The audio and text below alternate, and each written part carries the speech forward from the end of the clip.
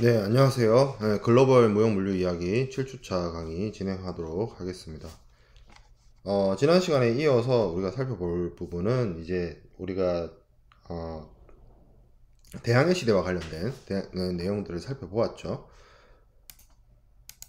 어, 그러한 유럽의 원정하고는 뭐 규모나 이런 게 좀 달랐지만, 뭐 시기도 조금 차이가 있지만, 이 아시아 지역에서 있었던 정하의 대원정에 대해서도 살펴보고, 아시아 지역의 어떤 중세 지역, 중세 아시아 지역의 어떤 무역이나 이런 부분도 좀 살펴보고요. 그리고 이제 대항해 시대가 지나고 나서 전 세계가 이제 뭐 일단 이제 세계화가 시작이 된 거죠. 세계가 이제 연결이 되어서 어떤 대륙과 대륙을 넘나드는 그러한 이제 무역이나 교역이 발생하게 되는데, 그러한 과정 속에서 이제 여러 가지 정치적인 변화가 일어나게 됩니다. 뭐 절대 왕정도 등장을 하고, 뭐 사회적으로 제도적으로 계몽화라든지 뭐 개혁들이 일어나게 되는데, 그 과정 속에서 어 이제 국민국가라는 개념이 등장하면서 어떤 국가의 어떤 부나 이런 부분을 집중하는, 절대 왕권을 떠받치기 위해서든 뭐 여러 가지 자신의 어떤 종교적 이유에서든 뭐 여러 가지 다양한, 정말 다양한 원인들에 의해서 어떤 중상주의 이런 기조들이 나타나게 되는데, 그런 부분들을 한번 쭉 살펴보도록 하겠습니다. 먼저 살펴볼 내용은 먼저 앞서 말씀드렸던 것처럼 정하의 원양 항해입니다. 이 명나라 영락제 시절에 황제의 명령에 의해서 대항 원정대를 꾸려가지고 7차례나 이 동남아시아, 인도, 그리고 이제 아프리카까지 장거리 항해를 실시를 했습니다. 이 항해는, 그러니까 포르투갈이나 이제 스페인 같은 경우에 레콘키스타를 통해서 새로운 뭐 영토를 새로운 영토를 확보한 것이 아니라 영토를 수복한 거죠. 정확하게는 영토를 수복을 했으나 그 당시 이제 유럽 끝에, 서쪽 끝에 있던 변방 국가로서 지중해의 상권이나 이런 것들은 이탈리아, 그리고 동지중해 일대는 이슬람 세력이 장악을 하고 있었기 때문에 포르투갈이나 스페인 같은 신진 국가들의 경우에는 어떻게 보면 살려고 생존 전략으로서 바다를 선택을 했고, 그것을 뒷받침해 주는 여러 국가적인 후원, 그리고 기술적인 어떤 발전, 그런 것들을 통해서 아프리카 서해안 그리고 희망봉을 돌아서 인도까지 갈 수 있는 항해 루트를 찾아내었고, 그리고 콜럼버스에 의해서 신대륙을 그건 이제 신대륙을 유럽 사람들한테 알려준 거죠. 뭐 신대륙은 그 전부터 있었으니까, 아메리카 대륙은. 그렇게 해서 결국에는 그걸 바탕으로 대륙과 대륙 간의 무역, 그리고 이 스페인이나 포르투갈의 어떤 정복자들이 그 북아메리카나 남아메리카 지역의 문명들을 정복하고, 거기에 노예나 부를 신대륙으로 가져가고, 그리고 그 과정 속에서 컬럼버스의 교환이라고 하는 대륙과 대륙 간의 어떤 동물과 식물의 교환, 이런 것들이 이제 전 지구에서 일어나게 되었죠. 근데 그게 이제 유럽에서만 일어난 일이 아니었다는 거죠. 아시아에서도 있었는데, 이게 유럽에서 시작된 거는 생존을 위한 것이었다라고 한다면, 아시아 쪽에서의 이 정하의 원정은 조금 목적이 달라요. 이 영락제라는 사람이, 명나라 황제인 영락제가 사실은 뭐 조선의 수양대군, 뭐 세조죠. 조선 세조처럼 그 자신의 그 조카의 자기 이제 형의 아들이죠. 형의 아들의 황위를 찬탈한 황제입니다. 근데 뭐 자기의 조카를 뭐 죽이거나 한 게 아니고 시체도 못 찾았어요. 예, 그래서 이 자기 조카 검문제를 찾기 위해서라는 이야기가 있고요.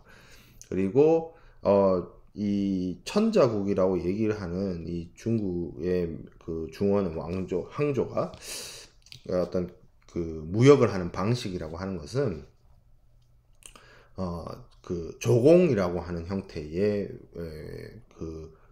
무역입니다. 그러니까 그 우리가 실크로드를 공부할 때 그 얘기를 말씀을 드렸어요. 당나라의 수도의 장안에 황제가 머물고 있는 수도에 이역 만리에서 오는 여러 나라의 상인들이 물건을 가지고 들어오는, 그것을 통해서 황제의 권위를 나타낸다, 그런 말씀을 드렸는데, 명나라도 마찬가지예요. 황제가 있고, 황제가 있다면 주변에 그 황제에게 조공을 하는 여러 나라들이 그 나라의 산물이라든지 그런 것들을 가지고 와서 바치고, 뭐 그런 어떤 그 과정 속에서의 어떤 교류, 그러니까 평등한 관계에 의한 교환이나 무역은 아니죠. 그런 조공이라는 형태의 무역을 하기 위한 것이었다라는 것이고, 그리고 이 명나라라는 나라 자체가 그 몽골 고원의 어떤 기마민족으로부터 침략을 당했던 원나라를 물리치고 중원을 장악한 국가였기 때문에 이 정하의 원정 함대가 지나가는 지역의 어떤 국제 정세나 이런 것들을 파악하는 것이 이 항해의 목적이 아니었나, 이렇게 추측이 됩니다. 이 정하는 그래서 1405년부터 1333년까지 7차례의 항해를 했고, 기록에 의하면 뭐 한 300척의 선박과 2만 명 정도의 승무원을 통해서 구성을 해서 항해를 했다라고 합니다. 그리고 그 정하가 이용한 가장 큰 배의 경우에는 길이가 130m, 폭이 50m 정도 되는 큰 배였다고 해요. 이게 근데 뒤에서 사진이 있으니까 말씀을 드리겠는데, 요게 뒤에 있는 이 큰 배가 정하의 그 기록에 남아있는 선박의 복원을 한 모형도고요. 요게 그 실제 사이즈로 비교했을 때 컬럼버스가 신대륙 발견을 위해서 탔던 선박의 크기입니다. 뭐 엄청 차이가 있죠. 근데 이제 물론 그건 있어요. 이게 이제 길이가 120m인데 오늘날에 만들어지는 선박들이 뭐 길이가 120m가 훨씬 넘는 선박들이 있죠. 근데 그 선박들은 전부 다 철로 만들어져요. 철판으로 만들어지는데, 이 정하의 그 보선 같은 경우에는 이게 나무배입니다. 나무배. 그래서 나무배를 오늘날의 기술력으로라도 이 길이 120m 짜리 선박을 만들 수 있느냐를 이야기를 해보면 쉬운 일이 아니에요. 오늘날의 기술로도 그걸 그 길이 120m 정도라고 하는 이 크기를 선박으로 나무를 이용해서 그렇게 선박을 만들 이유나 목적은 또 사실 없긴 하지만, 만든다 했을 때 그게 과연 기술적으로 쉬운 일이냐, 좀 어려운 일입니다. 오늘날에도. 뭐 어쨌든 그런 기록이 있고요. 그 정도 큰 규모의 선박을 이용을 해서 항해를 했고요. 이 함대가 베트남, 말레이시아, 스리랑카, 인도, 사우디, 그리고 동아프리카, 케냐까지 오늘날로 치면 한 30개 국가를 방문을 했습니다. 거기서 조공 관계를 형성하기도 하고, 무력 충돌도 있었어요. 무력적 충돌도 있어서 뭐 정하의 함대가 굉장히 위기에 빠지기도 하는데, 여러 차례 항해를 해서 그 지역의 관계를 형성을 하고, 그리고 그 지역에서 중국에서는 볼 수 없었던 그런 물품들을 가지고 중국으로 돌아오고, 그리고 가까운 말라카 반도 말레이 반도, 말라카 등지에는, 여기 말라카가 쉽게 말하면 오늘날 싱가포르 같은 곳이에요. 싱가포르 위치한 곳입니다. 그래서 여기 그래서 이런 곳에다가 이제 어떤 이주, 그래서 이슬람 이슬람 어떤 그 집단이라고 해야 되나요? 사람들을 이주를 시켜서 그 지역에 정착을 시키기도 하고요. 이러한 그 어떤 이주 자체가 그 동남아 지역에서의 하교 사회를 형성하는 결과를 낳기도 합니다. 오늘날의 싱가포르도 보면 그 인구 구성이 좀 다양한 편이지만 그래도 하교 출신 분들이 많이 살고 계시거든요. 싱가포르 이런 지역에. 그런 분들이 물론 근대에 와서 뭐 그 중국의 근현대사 시절에 옮겨 가신 분들도 있지만 훨씬 이전 시기에 그 지역으로 이주하신 그런 분들도 있다는 거죠. 그래서 그 동남아 지역의 하교 사회가 한 15세기부터 형성이 되었다라고 볼 수 있겠습니다.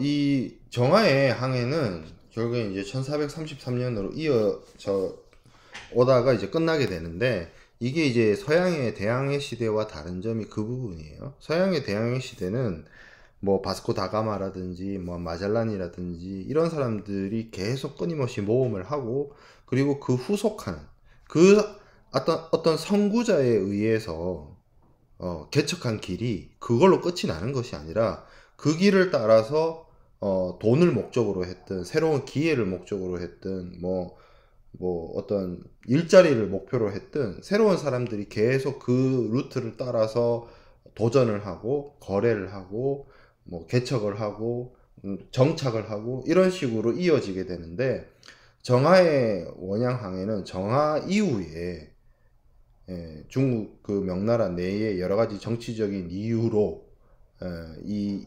후속적인 어떤 항해라든지 그 진출한 지역에 대한 관리라든지 그런 것들이 이루어지지 않게 됩니다.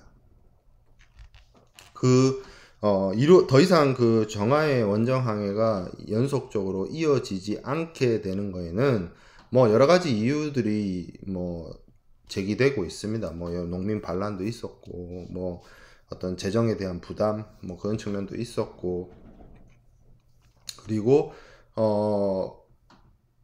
이 투입하는, 그러니까 원양 함대를 꾸려서 그것을 보내는 것에 비해서 돈만 많이 쓰지, 쉽게 말해서 돈만 많이 쓰지 벌어들이거나 이득되는 것이 없다라는 측면이 또 강하게 작용을 했고, 그리고 이제 명나라 자체가 정치 체계가 성리학을 근간으로 하고 있기 때문에 상업이라는 측면에 있어서의 어떤 이런 부분이 상대적으로 좀 전통적인 유교관념에서는 바람직하지 않게 바라봤던 측면도 있죠. 그래서 이 1400년대 초반에 이렇게 이루어졌던 정하의 원정 이후에 지속적으로 그 중국의 그 함대나 이런 것들이 가지 않게 됨으로 인해서 이 인도양이나 동남아 지역의 어떤 힘의 공백이 나타나게 됩니다. 그래서 15세기 초, 15세기, 16세기의 대항해 시대 때 포르투갈의 탐험대가, 그리고 포르투갈의 상선대가, 포르투갈의 함대가 희망봉을 돌아서 인도양으로 들어갔을 때 거기에 어떤 그것을 막거나 대항하는 세력이, 그리고 그 자리를, 그 지역을 점유하고 있는, 통제하고 있는 기존의 세력이 없었던 것이죠. 이 점은 우리가 오늘날을 살아가는 상황 속에서 반드시 한번 생각해보고 고려해 봐야 할 문제입니다. 명나라는 지금의 어떤 중국의 거의 대부분을 차지하고 있었고, 인구도 많았고, 땅도 넓고, 물자도 풍부하고, 농업 생산량도 충분했을 것이고, 그리고 뭐 국내에서 생산되는 여러 가지 뭐 어떤 강물이라든지 뭐 이런 것들이 충분했을 겁니다. 그렇기 때문에 외국과의 어떤 교역이나 그런 부분에 대해서 필요성이나 중요성을 느끼지 못했을 수 있어요. 그리고 그러했기 때문에 명나라는 오히려 역으로 세국 정책, 외국과의 교류의 문을 닫아버리는 정책으로 나아갔다라는 것이죠. 근데 오히려 스페인이나 포르투갈처럼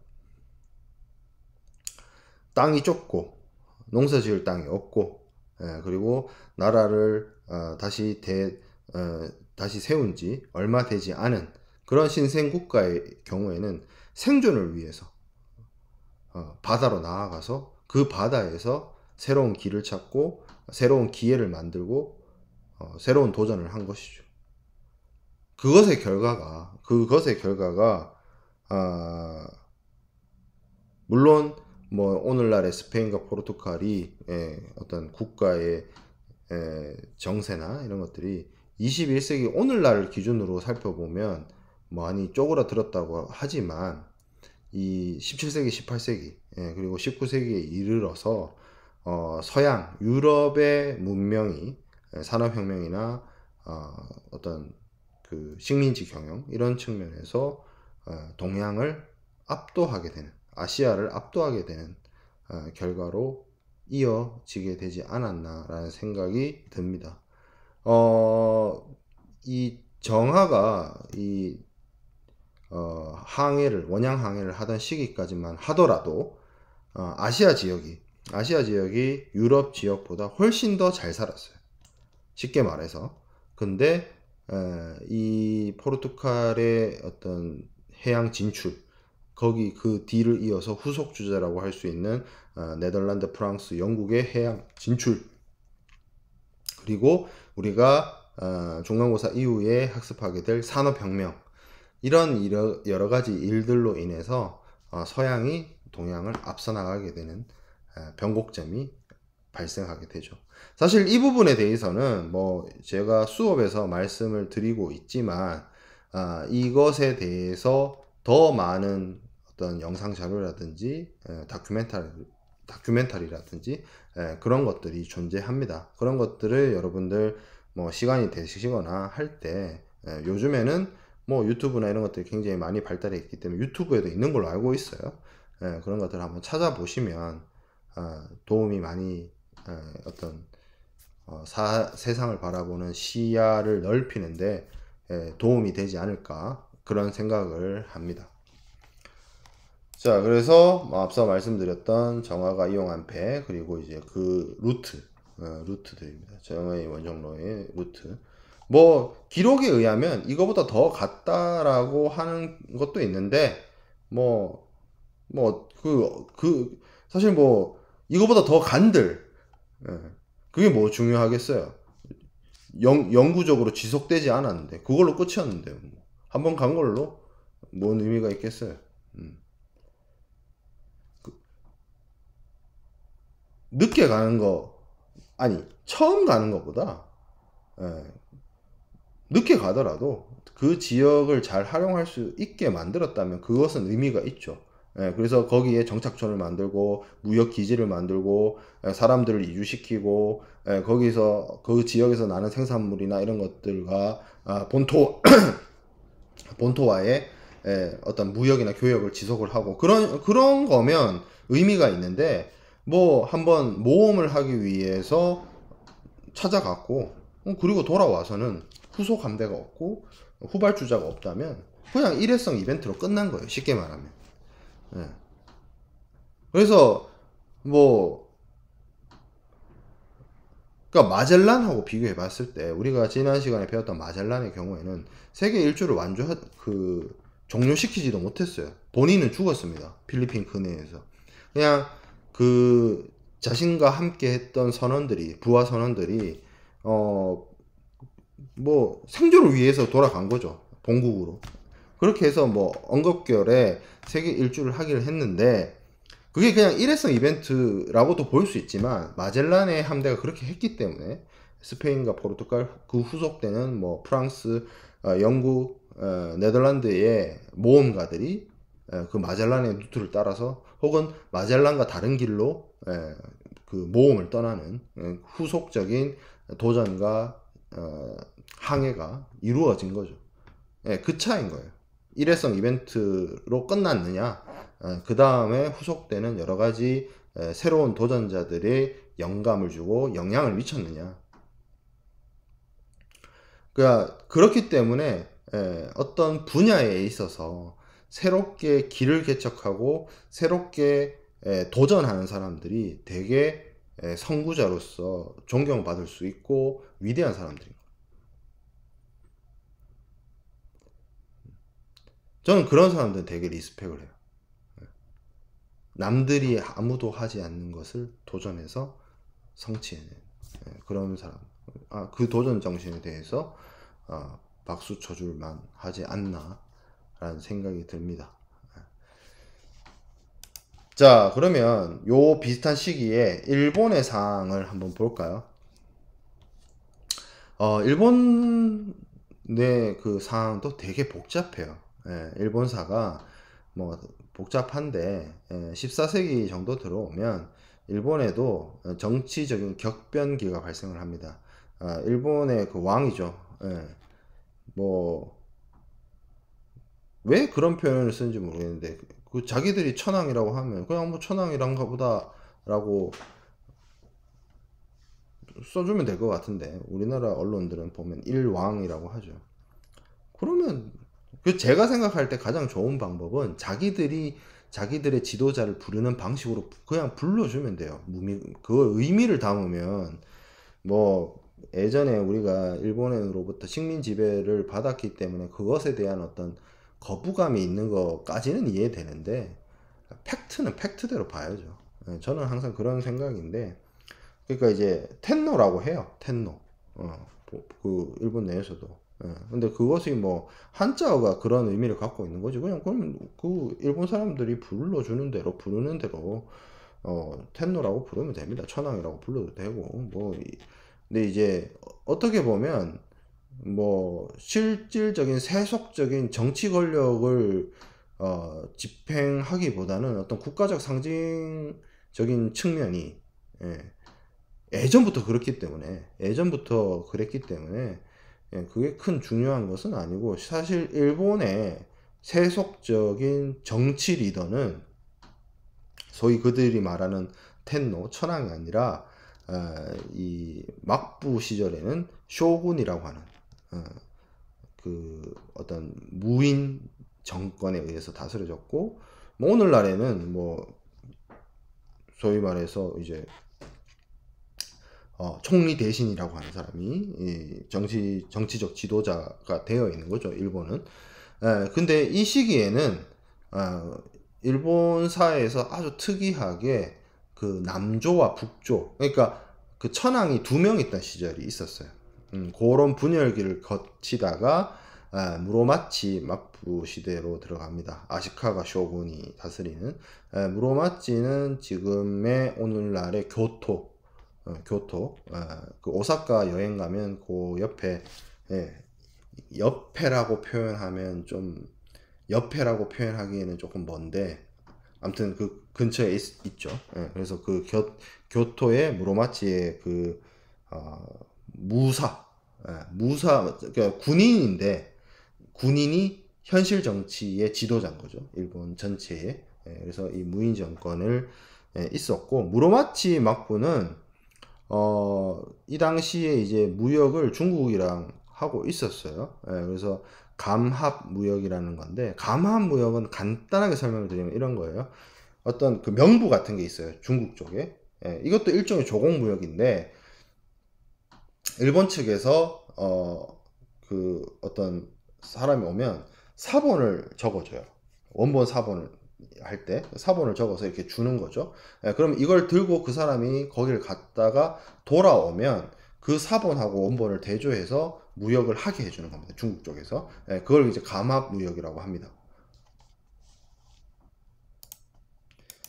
이런 감합 무역을 했는데 이 무로마치 막부도 뭐 어떤 내전 그 무로마치 막부가 왜 힘이 빠져서 어떤 그 지방에 대한 통제력이 사라지게 됐는지는 오닌의 난이라는 사건을 설명을 드려야 되는데 그러면 너무 이야기가 길어져서 일단 그 무로마치 막부가 영향력이 약해집니다. 그러니까 천황이 있고 천황을 대신해서 실질적으로 정치를 하고 있는 지도자가 이제 군인들 중에 무사 사무라이의 총대장이라고 할 수 있는 쇼군이었는데 이 쇼군이 그 전국에 대한 지배력이 약화되는 순간이 온 거예요.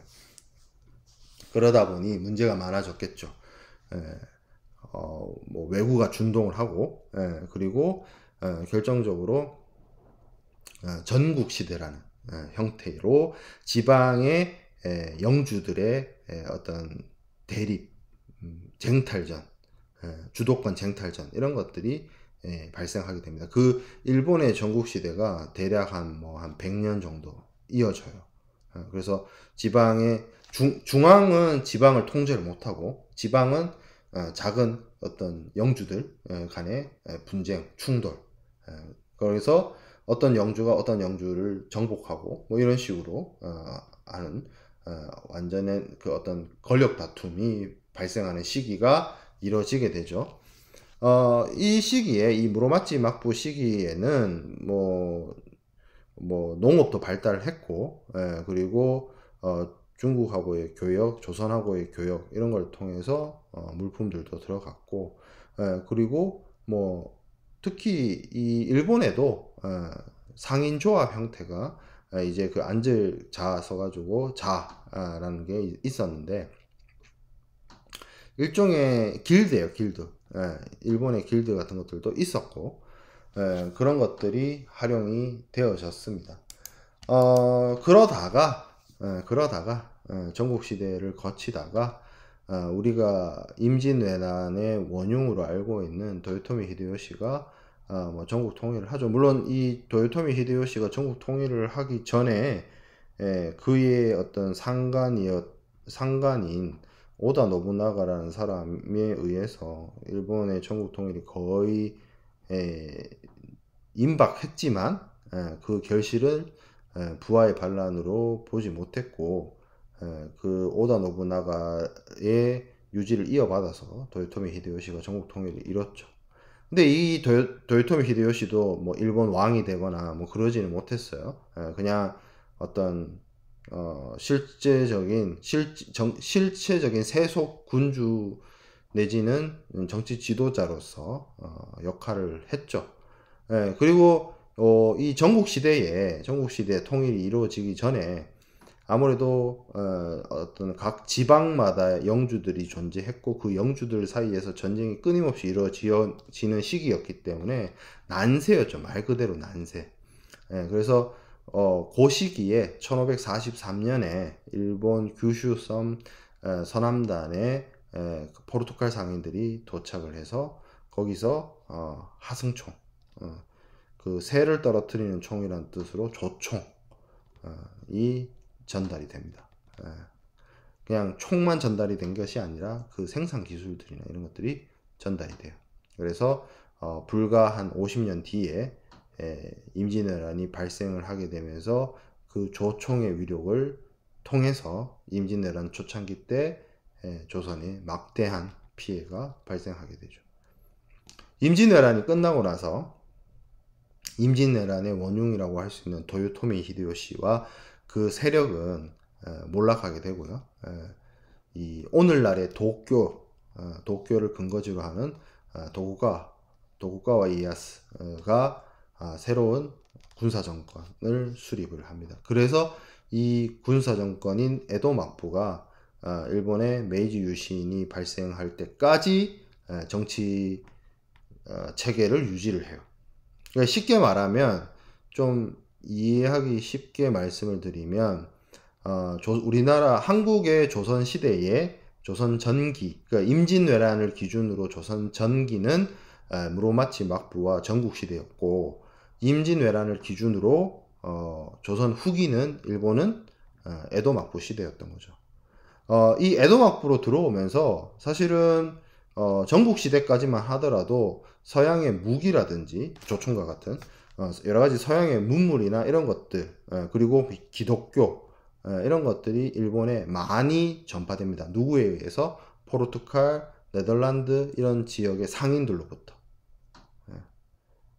그런데 에도마프, 일본이 에도마프로 통일이 되고 나서 전란의 시대가 끝나고 평화적인 안정기에 접어들면서 이 에도마프 측에서 이 외국의 상인들, 포르투갈 상인이나 네덜란드 상인들하고의 무역을 제한하기 시작해요. 그 원인에는 사실은 기독교를 억압하기 위한 원인도 있었어요. 포교 활동을 오는 것에 대한 문제를, 그것을 문제 삼고 포교 활동을 저지하기 위한 것도 있었죠. 그리고 이 시기에 그 기독교를 믿는 사람들에 대한 탄압, 뭐 순교 이런 것들이 이루어집니다. 그래도 이 일본의 어떤 지도자들은 자신들의 전국 시대를 겪으면서 서양 문물의 효용이나 위력이나 필요성에 대해서는 인정을 했어요. 단순하게 문을 닫아두는 걸로 하지 않고 조그마한 창구 하나를 만들어 둡니다. 그게 나가사키 쪽에 데지마라는 섬입니다. 이거는 그 나가사키 항해의 인공섬이었어요. 인공섬을 만들어서, 처음에는 이 섬을 만들 때는 포르투갈 사람들이 이용을 했는데, 이 사람들이 뭐 기독교도와 관련된 뭐 폭동이 있고 이래서 포르투갈 사람들을 축출해내고 오로지 무역만 하겠다는 조건으로 네덜란드 사람들을 받아들입니다. 그래서 1641년에 데지마 상간에 네덜란드 상인들이 들어오고 메이지 유신이 있어서, 그러니까 메이지 유신도 사실은 미국의 페리 제독이 일본을 우리도 무역하게 해달라라고 강제로 오픈을 시킨 거거든요. 그 사건이 일어나길 때까지 에도마프 기간 내도록 네덜란드와 일본의 무역이 이 데지마 섬에서만, 조그마한 이 섬에서만 이루어지게 됩니다. 그 루트를 통해서, 요 좁은 루트를 통해서 네덜란드의 물품들이나 문화나 문물이나 학문이나 이런 것들이 들어오게 되는 거죠, 일본으로. 그래서 그 에도마프 시절에는 이렇게 네덜란드 상인들이 가져오는 문물이나 학문이나 이런 것들을 난학이란 이름으로 불렀고요. 그것이 어떻게 보면, 저는 여기서 얘기를 하고 싶은 게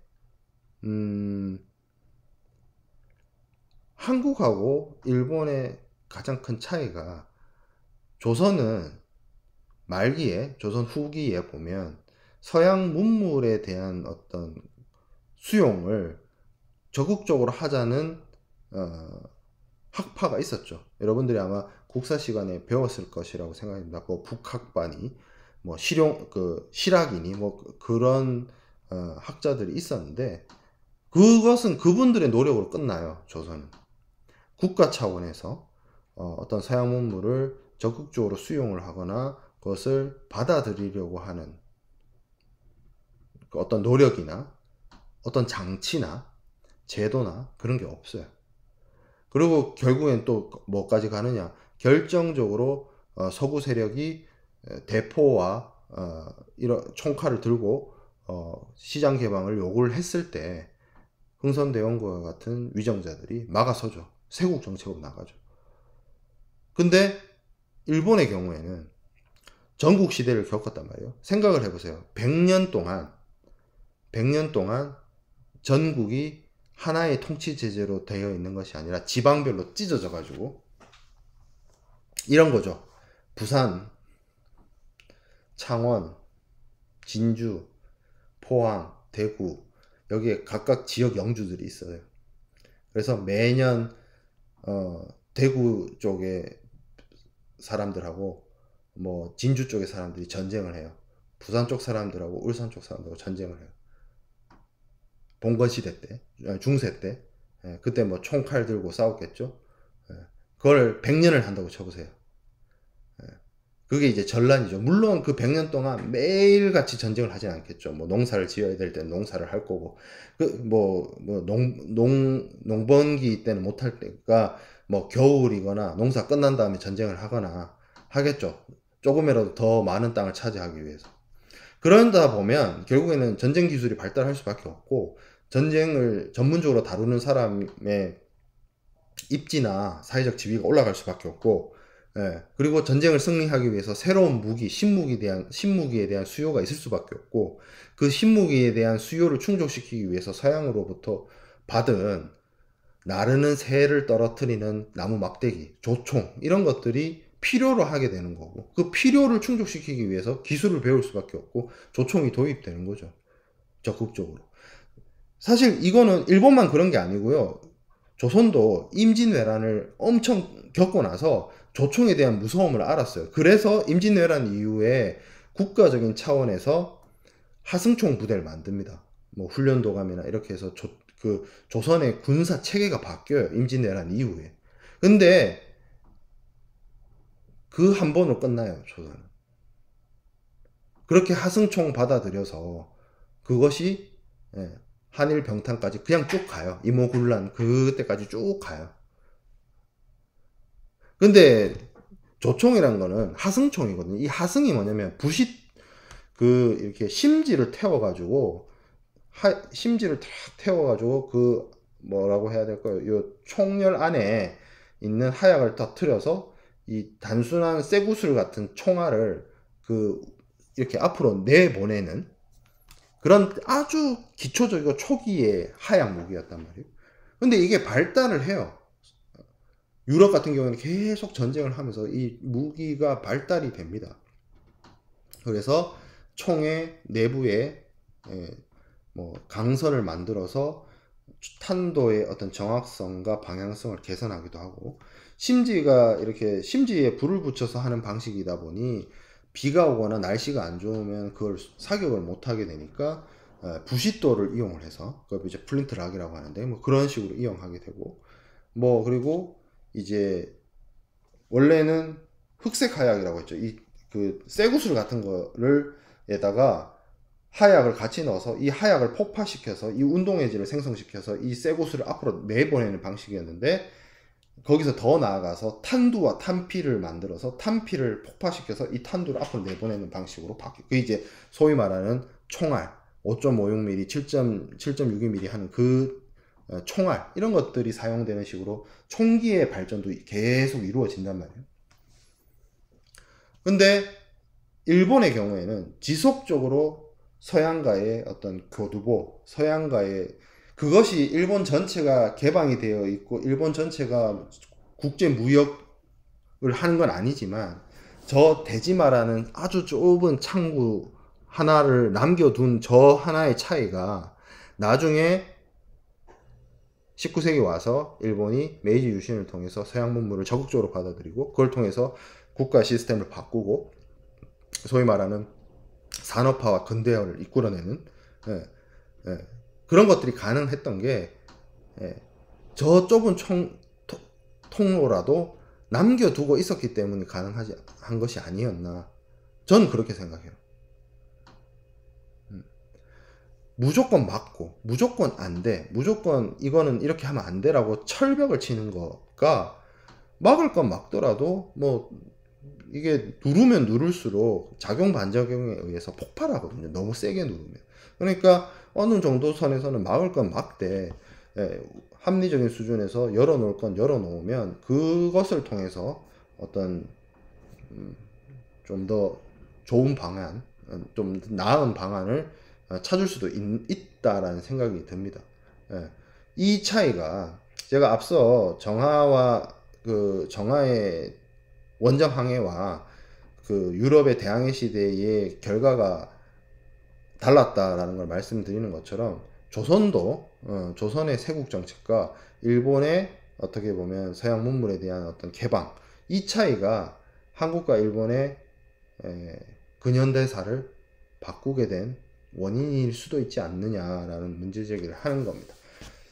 자, 그래서 조선의 대외 교역을 좀 살펴보면, 조선은 조공 관계였죠. 명나라하고 조공 관계였고, 명나라를 제외한 국가하고는 이제 그 교린 정책이라고 해서, 그 국경 근처에 무역선을 선치해서, 아주 제한된 정도. 근데 그것에 대한 허용도 여진이라든지 여진족이라든지 일본, 하고만 했지, 서양하고의 어떤 국가적인 차원에서의 교역이나 교류는 잘 이루어지지 않게 됩니다. 일본하고의 교역에 있어서도 그 오늘날 그 부산 초량동 쪽에 보면 외관이 있죠. 부산에 거기를 통해서만 제한적으로 이루어졌다는 거죠. 그거마저도 사실은 뭐 임진왜란 때문에 중단됐지만 임진왜란 이후에 통신사를 통해서 양국의 문화와 교류가 이루어지게 됩니다. 근데 이것도 어떻게 보면 조선의 입장에서는 그냥 일본은 오랑캐의 나라고 뭐 그냥 우리가 뭐 가서 한번 뭐 우수한 어떤 문화를 전파하고 온다 뭐 이런 정도로만 바라봤지. 그러니까 이런 거죠. 우리가 더 우월하니까 얘네들이 어떻게 살아가는지 뭐 별 관심이 없고 배울 점도 없고 뭐 그런 입장으로 간 거죠. 근데 그 12번, 1811년까지 12번이나 400명의 인원들을 일본으로 파견하면서 일본 사회가 어떤 식으로 달라지고 있고 발전하고 있고 일본 사회가 어떻게 조선과 다르고 이런 것들에 대해서 심도 있게 논의하거나 심도 있게 분석하거나 하지는 않았지 않나, 그런 생각을 합니다. 그래서 여기 뭐 17번 슬라이드에 있는 내용을 말씀드리면 일본의 전국시대 때 이런 이제 각 지방의 영주들이 난립을 했고 이들 사이에 이제 계속 지속적인 분쟁이 발생을 했고요. 결국에는 여기에 도쿠가와 이에야스라는 사람에 의해서 통일이 된다. 그리고 오늘날 이 사람에 의해서 오늘날의 도쿄가 일본의 정치적 중심지로 거듭나게 된다는 점을 말씀을 드리고요. 이거는 이제 이 사진은 무로마치 막부의 그 쇼군이 머무는 집을 이제 그린 그림이고, 요 그림은 이게 이제 나가사키 항입니다. 나가사키 항이고 요렇게 반달 모양으로 인공섬을 만든 거예요. 그래서 지금 뭐 코로나 때문에 외국을 못 나가지만 나가사키에 지금 이거를 복원하고 있는 걸로 알고 있어요. 저도 나가사키는 여행을 아직 못 해봐서 뭐 실제로 가보지는 못했는데 아마 이 나가사키를 한번 규슈 여행을 언젠가 코로나 이슈가 잠잠해지면 한번 가긴 갈 건데, 가보면 여기가 지금은 바다가 아니라고 해요. 주변이 다 매립되고 이래가지고. 근데 요 조그마한 섬에서 여기 보면 이제 네덜란드 배들이 왔다 갔다 하거든요. 그래서 여기서 무역을 했다. 그래서 요 섬을 이제 데지마라고 하는데, 그 일본에 뭐 굉장히 그 문화적으로 각광받는 것 중에 이제 게임이 있는데, 그 코지마 히데오라는 유명한 게임 제작자가 있습니다. 저도 그 사람 게임을 몇 개 했는데 최근에는 그 데스 스트랜딩이라는 게임이 있어요. 그 사람이 만든 게임 중에 뭐 지금 게임 이야기를 하자는 게 아니고, 그 사람이 원래는 그 위닝 11이라는 게임을 만드는 코나미에 소속되어 있는 프로듀서였는데 거기서 뭔가 트러블이 생겨서 쫓겨나서 코지마 히데오의 어떤 코지마 프로덕션이라는 신생 게임 회사를 만듭니다.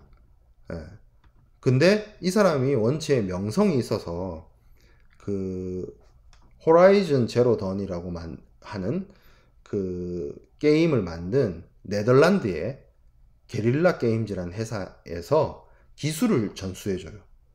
그 기술이란 거는 3D 게임을 개발하기 위한 물리 엔진, 그걸 이제 게임 개발 엔진이라고 하는데, 그 게임 개발 엔진을 네덜란드 회사인 게릴라 게임즈가 코지마 히데오라는 일본 어, 게임 제작자한테 넘겨줘요. 쓰시라고. 그리고 그렇게 넘겨주는 게임 엔진의 이름을 데시마로 합니다. 그래서 일본 사람한테 네덜란드 사람이 게임 엔진을 넘겨주는.